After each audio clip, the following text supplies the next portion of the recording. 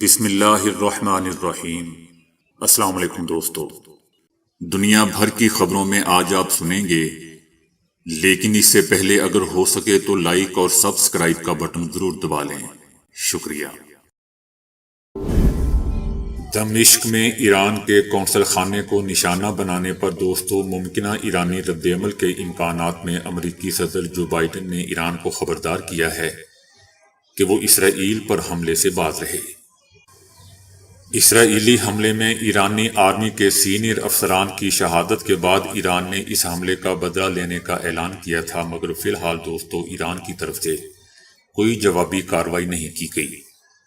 البتہ ایرانی قیادت کی طرف سے اسرائیل کو سنگین نتائج کی دھمکیاں دی جا رہی ہیں۔ جب صحافیوں نے صدر جو بائیڈن سے ایران کے لیے ان کے پیغام کے بارے میں پوچھا تو صدر جو بائیڈن کا کہنا تھا کہ میں ایرانیوں سے کہتا ہوں کہ وہ ایسا نہ کرے۔ ان کا مزید کہنا تھا کہ ہم اسرائیل کے دفاع کے لیے پرعزم ہیں، ہم اسرائیل کی حمایت کریں گے، ہم اسرائیل کے دفاع میں مدد کریں گے اور ایران کامیاب نہیں ہوگا۔ صدر جو بائیڈن کا کہنا تھا کہ ہم معلومات کو ظاہر نہیں کریں گے، لیکن وہ توقع کرتے ہیں کہ ایران کی طرف سے جلد حملہ ہوگا۔ ان کا کہنا تھا کہ امریکہ خطے میں اپنی طاقت کی پوزیشن کو ایران کے خطرے کی روشنی میں دیکھ رہا ہے اور صورتحال پر گہری نظر رکھے ہوئے ہے۔ دوستو کتنی عجیب بات ہے کہ امریکہ کا کہنا ہے کہ ایران حملہ نہ کرے، مگر اسرائیل کو کھلی چھٹی ہے۔ اسرائیل نے تمام بین الاقوامی قوانین کی دھجیاں اڑاتے ہوئے شام میں ایران کے سفارت خانے پر حملہ کیا، جس میں سفارتی اہلکار شہید ہوئے۔ چاہیے تو دوستو یہ تھا کہ اسرائیلی جارحیت کے خلاف مشرق اور مغرب کے تمام ممالک ایران کا ساتھ دیتے، اسرائیل کی مذمت ہوتی اور اس سے اس کا حساب کتاب طلب کیا جاتا۔ مگر اسرائیل خطے میں وہ مہرہ ہے جو دندناتا پھر رہا ہے اور اس سے حساب مانگنے والا کوئی نہیں ہے۔ مغرب کے رد عمل کو دیکھ کر تو یوں لگتا ہے کہ جیسے اسرائیل نے یہ حملہ کر کے بہت اچھا کیا اور اسے تھپکی دی جا رہی ہے کہ ایسے مزید حملے بھی بوقت ضرورت لازمی کریں، ہم آپ کے ساتھ ہیں۔ بین الاقوامی قانون ایران کو دوستو اس بات کی اجازت دیتا ہے کہ وہ اس کھلی جارحیت کا بدلہ لے۔ اس بات کو لے کر امریکی صدر اسرائیلی وزیر اعظم سے بھی زیادہ پریشان ہے، فرماتے ہیں کہ ایران جلد از جلد اسرائیل پر حملہ کرے گا۔ ایران جوابی کارروائی کرے گا، مگر امریکی اور اسرائیلی بیانات سے لگتا ہے کہ جیسے وہ ایران کو ٹریپ کر رہے ہیں۔ ایرانی قیادت نے بھی بدلے کی بات کی ہے، مگر وقت اور مقام اپنی مرضی سے چننے کا کہا ہے۔ یہ دوستو بہت اعلیٰ حکمت عملی ہے۔ پوری یورپی دنیا لگی ہوئی ہے کہ ایران کو کسی طرح کا رد عمل نہیں دینا چاہیے۔ پچھلے چند دنوں میں تقریباً تمام اہم یورپی ممالک نے ایران سے بات چیت کی ہے۔ برطانیہ نے خطے میں کشیدگی کو کم کرنے پر زور دیا ہے، جرمن نے ایران سے بات کی ہے۔ پیغام یہ تھا کہ اسرائیل پر حملہ نہ کریں اور حالات کو مزید خراب نہ کریں۔ فرانسیسی صدر میکرون نے بھی ایران کو کہا ہے کہ وہ اسرائیل پر حملہ نہ کرے۔ برطانوی وزیر اعظم رشی سوناک نے کہا ہے کہ ایران کی جانب سے دھمکیاں مکمل طور پر ناقابل قبول ہیں اور ہم امریکیوں کی طرح اسرائیل کو اپنے دفاع کے حق کی مکمل حمایت کرتے ہیں۔ ان تمام سفارتی سرگرمیوں سے دوستو یہ لگتا ہے کہ یہ اپنے ممالک کے رہنما نہیں بلکہ اسرائیل کے تحفظ کے لیے کام کرنے والے کرندے ہیں۔ دوسری طرف ایران نے اپنے خطے کے تمام ممالک سے بھرپور رابطے کیے ہیں۔ متحدہ عرب امارات، کویت، قطر، سعودی عربیہ، عراق اور ترکی سمیت خطے کے دیگر مسلمان ممالک کے ہم منصب سے ٹیلی فونک رابطہ کیا ہے اور یقین دہانی چاہیے ہے کہ ایران کے اسرائیل پر جوابی حملے کے بعد وہ ممکن بنائیں کہ ان کی سرزمینوں پر موجود امریکی فوجی اڈوں سے ایران پر حملہ نہیں ہوگا۔ دوستو یاد رہے کہ یہی ممالک بھی امریکی پالیسی کے غلام بن کر سامنے آ رہے ہیں اور حملہ نہ کرنے کا ایران کو کہہ رہے ہیں۔ یہ بھی یاد رکھیں کہ یہی ممالک آج تک امریکہ کو یہ کہنے کی جرات نہیں کر سکے کہ وہ اسرائیل کی حمایت ختم کر کے جنگ بندی ہی کر دیں۔ ایران نے کہا ہے کہ اگر سلامتی کونسل سے اسرائیلی حملے کے خلاف متفقہ قرارداد پاس ہو جائے تو وہ اسرائیل پر جوابی حملہ نہیں کرے گا۔ اس قرارداد کا سیدھا سادہ مطلب یہ ہوگا کہ ایرانی حکام مستقبل میں شام یا لبنان میں ایرانی افسران پر حملوں کے جواب میں اسرائیل پر جوابی حملوں کا لائسنس مانگ رہے ہیں۔ حالات دوستو بہت کشیدہ ہیں اور جنگ ہر سمت تباہی لائے گی۔ ایران اس معاملے کو ایسے ہی نہیں جانے دے گا اور اپنے وقت اور مقام پر ضرور کارروائی کرے گا، اور ایسا دوستو کرنا بھی چاہیے۔ ایران کو کسی کے ٹریپ میں نہیں آنا چاہیے۔ دنیا میں دوستو کوئی اصول اور ضابطہ نہیں ہے، یہاں ابتدائے آدمیت سے ہی طاقت کا قانون چلتا ہے، اور آج بھی یہی ہے۔ جس کے پاس طاقت ہوگی اس کے نزدیک کوئی نہیں آئے گا، کمزور کے خلاف ہر قاعدہ اور قانون استعمال کیا جائے گا۔ دوسری طرف حیرت ہو رہی ہے کہ انڈونیشیا نے اسرائیل کو تسلیم کر کے تعلقات معمول پر لانے کا فیصلہ کر لیا ہے۔ یہ ایسے وقت میں ہو رہا ہے جب فلسطین پر اسرائیلی مظالم جاری ہے اور لاکھوں لوگوں کی جان خطرے میں ہے۔ انڈونیشیا جیسا ملک اس موقع پر بھی سودے بازی کر رہا ہے، اس کے ذریعے اپنے مالی مفادات کا تحفظ کرنے کی کوشش کر رہا ہے۔ ایسے ممالک سے تو وہ غیر مسلم ممالک ہی دوستو اچھے ہیں جو اہل فلسطین کے لیے مسلسل آواز اٹھا رہے ہیں۔ نکاراگوئی، شاید دوستو آپ یہ نام پہلی بار سن رہے ہوں۔ یہ ایک ملک ہے جس کا نام نکاراگوئی ہے۔ اس نے جرمنی کے خلاف غزہ میں نسل کشی میں ملوث ہونے کا مقدمہ عالمی عدالت انصاف میں دائر کرنے کے بعد برلن میں اپنا سفارت خانہ بھی بند کر دیا۔ اس ملک کا کہنا ہے کہ ہم ایسے ملک کے ساتھ تعلقات نہیں رکھ سکتے جو فلسطینیوں کی نسل کشی کے لیے ہتھیار فراہم کر رہا ہے۔ اسی طرح بین الاقوامی عدالت انصاف میں جرمنی کو دوستو یہ چھوٹا سا ملک گھسیٹ رہا ہے، اور جبکہ ہمارے تمام مسلمان ملک غلام بنے ہوئے ہیں۔ راہل گاندھی نے بھارت کے وزیر اعظم نریندر مودی کی زیر قیادت بی جے پی حکومت کو تنقید کا نشانہ بناتے ہوئے کہا ہے کہ اگر پارٹی دوبارہ برسر اقتدار آتی ہے تو ملک کے دستور کو تبدیل کر دے گی۔ ان کا کہنا تھا کہ نریندر مودی صرف ملک کے معاشی نظام پر اپنی اجارہ داری چاہتے ہیں۔ راہل گاندھی کا کہنا تھا کہ پارٹی کے قائدین کھلے عام کہہ رہے ہیں کہ اگر مرکز میں دوبارہ برسر اقتدار آ جائیں تو ملک کے دستور کو ہی تبدیل کر دیا جائے گا۔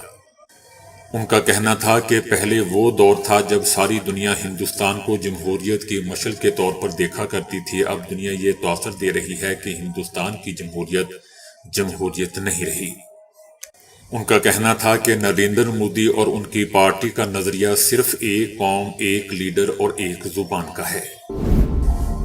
بھارتی فوج نے حق خود ارادیت کے لیے کشمیریوں کی دوستو آواز کو دبانے کے لیے نت نئے ہتھ کنڈے استعمال کر رہی ہے۔ قابض بھارتی فورسز نے کشمیریوں کو تحریک آزادی سے دور کرنے کے لیے اب علاقے میں کھیلوں کے مقابلے، موسیقی کنسرٹ، ثقافتی پروگرام اور اس طرح کے دیگر پروگراموں کے انعقاد کا سلسلہ شروع کر رکھا ہے۔ اس طرح کی تقریبات زیادہ تر دور دراز کے دیہی علاقوں میں منعقد کی جاتی ہے۔ لوگوں کو ان پروگراموں میں اپنی شرکت یقینی بنانے کی ہدایت کی جاتی ہے۔ انہیں آزادی کی حامی سرگرمیوں سے دور رہنے کی تنبیہ بھی کی جاتی ہے۔ مودی حکومت اس طرح کی تقریبات سے دوستو عالمی برادری کو یہ تاثر دینے کی بھی کوشش کرتی ہے کہ مقبوضہ علاقے میں حالات معمول کے مطابق ہیں۔ اس طرح کے پروگراموں کے ساتھ ساتھ علاقے میں بھارتی فورسز کا جبر بھی اپنی انتہا پر ہے۔ علاقے میں انسانی حقوق کی صورتحال نہایت ہی ابتر ہے، اور فورسز کی طرف سے محاصرے اور تلاشی کی کارروائیوں، قتل و غارت اور بلا جواز گرفتاریوں کا سلسلہ مسلسل جاری ہے۔ مودی حکومت اختلاف رائے اور تنقیدی آوازوں کو دبانے کے لیے کالے قوانین کا بے دریغ استعمال کر رہی ہے۔ کشمیری اس وقت انتہائی خوف اور دہشت اور جبر کے ماحول میں دوستو زندگی گزارنے پر مجبور ہیں۔ دوستو ہم سب عالمی برادری پر زور دیتے ہیں کہ وہ علاقے میں انسانیت کے خلاف سنگین جرائم پر بھارت کا محاسبہ کرے۔ سابق امریکی وزیر خارجہ مائک پومپیو کا کہنا ہے کہ یہاں پالیسی مسئلہ ہے، اور یہ مسئلہ جو کچھ ظاہر کرتا ہے وہ یہ ہے کہ ہم الجھن میں ہیں اور اپنی پاور کھو بیٹھے ہیں۔ ان کا کہنا تھا کہ 7 اکتوبر کے روز بھی حماس کے ذریعے ایرانیوں نے اسرائیل پر حملہ کیا تھا۔ مائک پومپیو نے کہا کہ وہ اس وقت مشرق وسطی میں امریکی مفادات کو بھی 100 سے زائد مرتبہ نشانہ بنا چکے ہیں۔ اس سابق امریکی وزیر خارجہ کا کہنا تھا کہ مسئلہ یہ نہیں کہ کیا ایران اگلے 24 یا 48 گھنٹوں میں اسرائیل پر حملہ کرے گا یا نہیں، بلکہ مسئلہ امریکہ کی جانب سے شکست خوردہ پالیسیوں کا تسلسل ہے۔ صدر جو بائیڈن کی جانب سے جاری ہونے والے اس بیان کے بارے میں کہ جس میں امریکی صدر جو بائیڈن نے ایران سے مطالبہ کیا تھا کہ وہ اسرائیل پر حملہ نہ کرے، مائک پومپیو کا کہنا تھا کہ اس جو بائیڈن کی اختیار کردہ پالیسی کمزوری اور خوف کی واضح علامت موجود تھیں۔ سابق امریکی وزیر خارجہ مائک پومپیو کا مزید کہنا تھا کہ ہم ایران کے خلاف اپنی طاقت کی صلاحیت کو کھو چکے ہیں۔ ہم نے ایرانیوں کو ایسے بیانات دینے کی کھلی اجازت دے رکھی ہے کہ وہ کہیں کہ ہم نے امریکیوں کو کہہ دیا ہے کہ وہ ان مسائل میں نہ پڑیں، اس سے دور رہیں۔ مائک پومپیو کا کہنا تھا کہ یہ واقعات کمزوری کی علامات ہیں، یہ ایک ایسی حکومت کے لیے سبز جھنڈی کی حیثیت رکھتے ہیں کہ جس نے اسرائیل میں چھوٹے شیطان اور امریکہ میں بڑے شیطان کو تباہ کرنے اپنے ارادے کا واضح طور پر اعلان کر رکھا ہے۔ انسپکٹر جنرل پنجاب ڈاکٹر عثمان انور نے کہا ہے کہ سوشل میڈیا پر ملک دشمن کالعدم تنظیمیں اور پی ٹی آئی واقعے کو بنیاد بنا کر عوام میں اداروں کے درمیان ٹکراؤ کا تاثر دینے کی کوشش کر رہی ہے۔ آئی جی پنجاب کا کہنا تھا کہ پنجاب پولیس کا مورال وہ بنیاد ہے جسے ہم تخریب کاروں، چوروں، ڈاکوؤں سے لڑتے ہیں۔ آئی جی پنجاب کا مزید کہنا تھا کہ بہاول نگر کے واقعے کے حوالے سے سوشل میڈیا پر اداروں میں ٹکراؤ کا تاثر دینے کی کوشش کی گئی، حالانکہ دونوں اداروں نے مشترکہ طور پر اس کا فوری ایکشن لیا اور آر پی او اور آرمی کے مقامی کمانڈر نے علاقے کا دورہ کیا۔ آئی جی پنجاب کا کہنا تھا کہ ملک دشمن کالعدم تنظیمیں اور لوکل سیاسی جماعت واقعے کو بنیاد بنا کر عوام میں اداروں کے درمیان ٹکراؤ کا تاثر پیدا کرنے کی کوشش کر رہی ہے۔ یہ تنظیمیں یا جماعتیں یہ تاثر پیدا کرنے کی کوشش کر رہی ہیں کہ اب ہم خدا نخواستہ دشمن کے پیچھے نہیں جائیں گے۔ ان کا کہنا تھا کہ پنجاب پولیس کے جوانوں میں مایوسی پھیلانے کے لیے بعض پرانے واقعات کی ویڈیوز بھی سیاق و سباق سے ہٹ کر پیش کی گئیں۔ آئی جی پنجاب نے کہا کہ آئی ایس پی آر کی طرف سے جاری بیان کے مطابق معاملے کی جوائنٹ انویسٹیگیشن کی انکوائری قائم کر دی گئی ہے۔ انکوائری کے دوران قانونی تقاضوں کو پورا کیا جائے گا۔ پاک فوج کے شعبہ تعلقات عامہ آئی ایس پی آر نے اپنے بیان میں کہا ہے کہ بہاول نگر میں پیش آئے افسوسناک واقعے کی تحقیقات اور واقعے کے ذمہ داروں کا تعین کرنے کے لیے سیکیورٹی اور پولیس اہلکاروں پر مشتمل مشترکہ انکوائری کی جائے گی۔ آئی ایس پی آر کے مطابق تحقیقات کے بعد اختیارات کا ناجائز استعمال کرنے والوں کے خلاف کارروائی ہوگی۔ آئی ایس پی آر کا کہنا تھا کہ حال ہی میں بہاول نگر میں ایک افسوسناک واقعہ پیش آیا، پولیس اور عسکری حکام کے تعاون سے مسئلہ بروقت حل کر لیا گیا ہے۔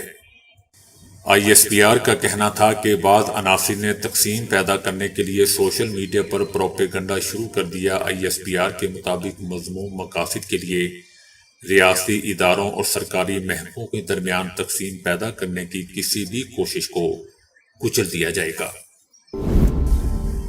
عمر عبداللہ نے بی جے پی کو وادی کشمیر میں اپنے امیدوار کھڑے کرنے کا چیلنج کر دیا ہے۔ انہوں نے پوچھا کہ دفعہ 370 ترقی معمول کی باتوں کے لیے پراکسیوں کی بجائے بی جے پی کے امیدوار کو الیکشن میں کیوں نہیں کھڑا کیا جاتا۔ عمر عبداللہ نے کہا کہ اگر بی جے پی نے وادی کشمیر میں اپنے امیدوار کھڑے کیے تو ان کی ضمانت ضبط ہو جائے گی، اگر اس کی ضمانت ضبط نہیں ہوئی تو میں سیاست چھوڑ دوں گا۔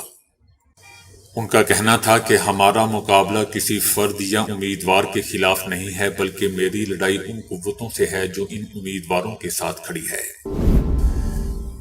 امریکہ نے کہا ہے کہ ایران نے اس ہفتے کے شروع میں کئی عرب ملکوں کے ذریعے جو بائیڈن انتظامیہ کو ایک پیغام بھیجا ہے جس میں اس نے امریکہ کو خبردار کیا ہے کہ اسرائیل اور ایران کے درمیان لڑائی میں امریکہ کی شمولیت کی صورت میں خطے میں امریکی افواج پر حملہ کر دیا جائے گا۔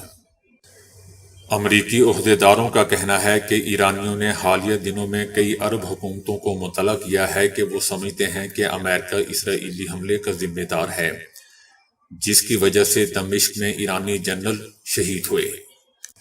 ایران نے امریکیوں کو پیغام دیا تھا کہ اگر اسرائیل پر ایرانی حملے کے بعد امریکہ نے مداخلت کی تو خطے میں امریکی اڈوں پر بھی حملہ کیا جائے گا۔ امریکی عہدیداروں کا یہ بھی کہنا تھا کہ ایرانی پیغام میں یہ بھی تھا کہ ہم ان قوتوں پر حملہ کریں گے جو ہم پر حملہ کرتی ہیں، لہذا ہمارے ساتھ نہ الجھیں نہ لڑیں تو ہم آپ کے ساتھ گڑبڑ نہیں کریں گے۔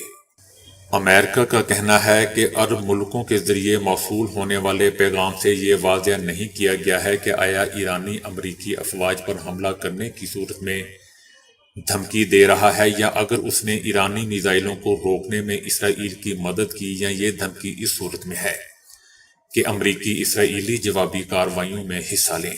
دوستو، امریکی انٹیلیجنس کا عمومی اندازہ یہ ہے کہ ایران اس وقت تک امریکی افواج پر حملہ نہیں کر سکتے جب تک امریکہ جوابی کارروائی میں اسرائیل کا ساتھ نہیں دیتا۔ پاکستان میں اپوزیشن کی 6 جماعتوں کے گرینڈ الائنس نے حکومت کے خلاف تحریک تحفظ آئین تشکیل دے دیا۔ دوستو، یاد رہے کہ 6 سیاسی جماعتوں پی ٹی آئی، پختونخوا ملی عوامی party, Jamaat Islami, Balochistan national party, سنی کونسل اور مجلس وحدت المسلمین نے حکومت کے خلاف مشترکہ موقف کے لیے گرینڈ الائنس بنایا ہے۔ اس دوران مقررین کا کہنا تھا کہ ملک کو ان لٹیروں نے لوٹا جن کو ہم پر مسلط کیا گیا۔ پاکستان انتہائی خطرناک دور سے گزر رہا ہے، اب گھروں میں بیٹھنے کا وقت نہیں ہے، ملک بچانے کے لیے باہر نکلنے کا وقت ہے۔ آئین کی حفاظت بہت ضروری ہے۔ ملک میں عوام کا مینڈیٹ چوری کرنے والوں کے خلاف کوئی کارروائی نہیں ہوئی۔ الیکشن میں ایسے لوگوں کو کامیاب کروایا گیا جنہیں اہل محلہ ہی نہیں پہچانتے تھے۔ ان کا کہنا تھا کہ ملک کے ہر کونے سے لوگوں کو لاپتہ کیا جا رہا ہے۔ لوگ عید کی خوشیاں مناتے اور بلوچستان والے عید کے دن بھی اپنے پیاروں کو سڑکوں پر ڈھونڈ رہے ہوتے ہیں۔ دنیا کے کچھ ممالک ایسے ہیں جہاں کوئی ایئرپورٹ نہیں ہے۔ ان میں سے ایک ملک اطالوی شہر روم کے مرکز میں واقع دنیا کا سب سے چھوٹا ملک ویٹیکن سٹی ہے، جو چاروں طرف سے دیواروں سے گھری ہے اور اٹلی کے اندر ایک خود مختار ریاست ہے جس کا مجموعی رقبہ 109 ایکڑ ہے، جو ایئرپورٹ سے محروم ہے۔ تاہم لوگ یہاں اطالوی دارالحکومت کے ذریعے آسانی سے پہنچ سکتے ہیں۔ اسی طرح دنیا کا 5واں چھوٹا ترین ملک سان مرینو کے ارد گرد بھی اطالوی سرزمین ہے اور یہاں کے 33,000 سے اوپر باسی ایئرپورٹ سے محروم ہیں۔ دنیا کا دوسرا چھوٹا ترین ملک موناکو بھی یورپ میں ویٹیکن کے قریب ہی واقع ہے اور وہاں سے پہنچنے کے لیے فرانس کے نائس انٹرنیشنل ایئرپورٹ کا رخ کرنا پڑتا ہے۔ ایسی قسمت کا سامنا یورپ کے ایک اور ملک انڈورا کے باسیوں کو بھی ہے، جس کے ایک طرف اسپین اور دوسری طرف فرانس موجود ہے اور یہاں کے 84,000 کے قریب افراد کے لیے کوئی ایئرپورٹ نہیں ہے۔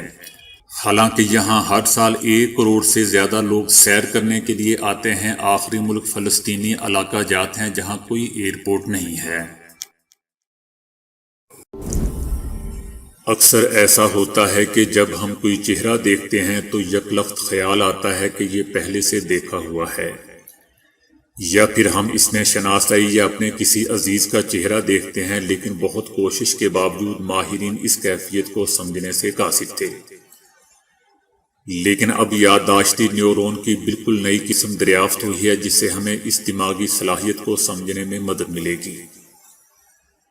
اسے ماہرین نے دادی یا نانی اما نیورون کا غیر تکنیکی نام بھی دیا ہے، کیونکہ اکثر اوقات ہم لوگوں کے چہروں کو اپنے بزرگوں سے بھی وابستہ کر لیتے ہیں۔ یہ خلیات دماغ کے ٹیمپرل حصے میں پائے جاتے ہیں۔ اس میں بیک وقت کئی خلیات مل کر ہمیں اپنی نانی یا دادی کا چہرہ یاد رکھنے میں مدد دیتے ہیں۔ دوستو، اس کی تمام تفصیل میگزین سائنس میں شائع ہوئی ہے۔ اس سے پہلی مرتبہ معلوم ہوا کہ کس طرح ہمارا دماغ ایک طویل عرصے تک ہمارے عزیزوں کے چہرے کے خد و خال دماغ میں زندہ رکھ کر اسے کسی پرانی تصویر کی طرح دوسروں سے ملاتا رہتا ہے۔ راک فیلر یونیورسٹی میں نیورو سائنس کے ماہر پروفیسر فرائی والٹ کہتے ہیں کہ یہ کوئی مفروضہ نہیں بلکہ مسلمہ سائنسی تحقیق ہے کہ دماغ کا نچلا ٹیمپرل کنارہ نانی اما نیورون کی بہترین جگہ ہو سکتا ہے، کیونکہ یہاں چہروں، ان کے احساس اور ان سے وابستہ طویل یادداشتیں تحریر ہوتی ہیں۔ 1960 کے عشرے میں دماغی ماہرین کو یہ جاننے کی سوجی کہ دماغ کا آخر وہ کون سا حصہ ہے جو حافظے میں بزرگوں، نانی، دادی، والد اور والدہ کے چہروں کو ایک عرصے تک یاد رکھتا ہے۔ اس کے بعد خیال کیا گیا کہ ایک نیورون دادی، دوسرا نیورون نانی، تیسرا نیورون ماں اور چوتھا نیورون باپ کے چہرے کے اعصابی نقش طویل عرصے سے محفوظ رکھ سکتا ہے۔ تو دوستو ابھی کے لیے اتنا ہی۔ ویڈیو کو لائک اور شیئر کرنے کا بہت بہت شکریہ۔